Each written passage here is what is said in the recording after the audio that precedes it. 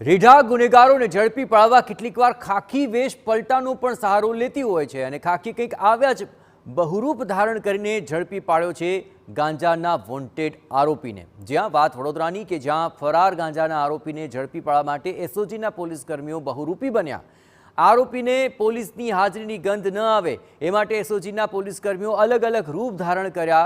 કોઈ નારિયેળનો વેપારી બન્યો તો કોઈ પકોડીની લારી પર પાણીપુરીનું વેચાણ કર્યું તો એક પોલીસ કર્મીએ તો શાકભાજીના વેપારીનો વેશ ધારણ કર્યો। આ ટીવી સ્ક્રીન પર આપ જોઈ રહ્યા છો તસવીરો કે જ્યાં આખરે આ આરોપીને પકડી પાડવામાં આવ્યો છે, પણ ખાખી છોડીને પોલીસ કર્મીઓએ વેપારીનો વેશ ધારણ કર્યો હતો અને એ રીતે આ આરોપીને પકડ્યો હતો। હવે પણ જાણી લો કે પોલીસના વેશ પલટાનું કારણ શું છે। સમગ્ર ઘટનાની જો વિસ્તારથી વાત કરીએ તો વડોદરાના પાણીગેટ પોલીસ મથકમાં 2021માં 3.99 કિલો ગાંજો ઝડપાયો અને આ કેસનો આરોપી રાધેશ રાઠવા 3 વર્ષથી વોન્ટેડ હતો।